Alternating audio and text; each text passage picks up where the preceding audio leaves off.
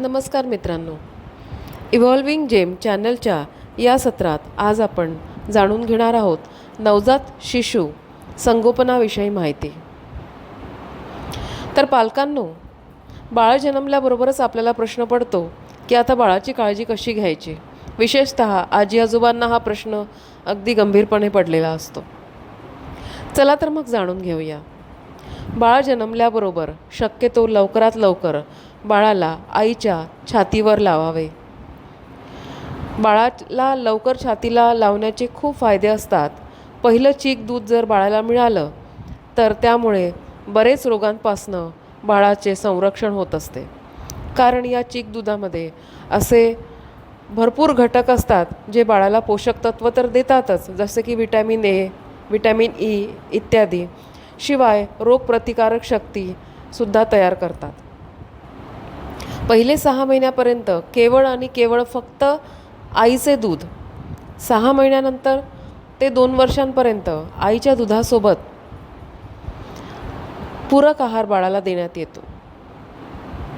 तर ह्याविषयी सर्व पालकांनी नोंद घ्यावी।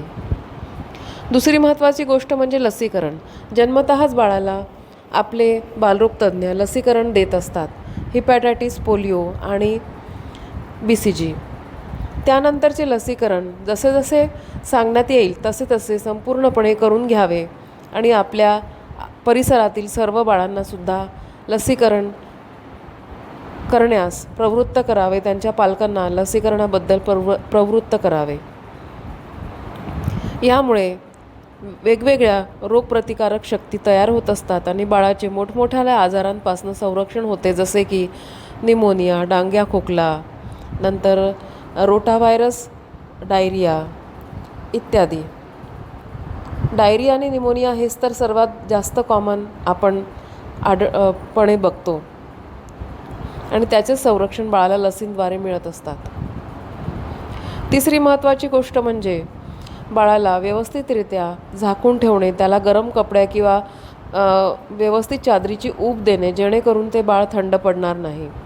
थंड पडल्यामुळे बाळाच्या अंगातील साखर कमी होते आणि बाळ सुस्त राहून सिरियससुद्धा होऊ शकतं।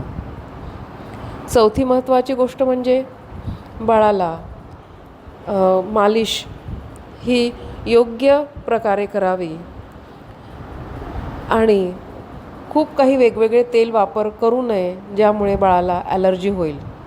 आपल्या तज्ज्ञांना तेल आणि साबणाविषयी माहिती विचारून घ्यावी।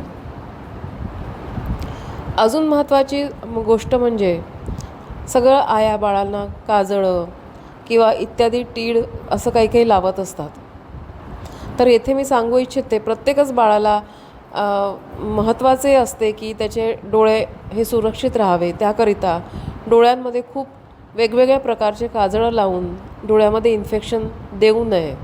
एक साधं डोक्यावर छोटीशी काळी तीळसुद्धा सफिशियंट असते आणि आईच्या हिशोबाने ते बाळाचे रक्षणसुद्धा करते।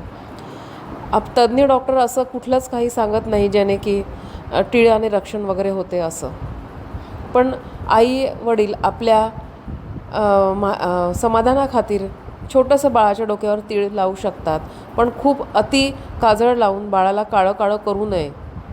ह्यामुळे वेगवेगळ्या प्रकारे बाळाला इन्फेक्शन होण्याची शक्यता असते। तर अशा काही मुद्द्यांनी आपण आज बाळाची काळजी कशी घ्यावी हे जाणून घेतले। अजूनही भरपूर मुद्दे आहेत, पण ते आपण पुढील सत्रात त्याची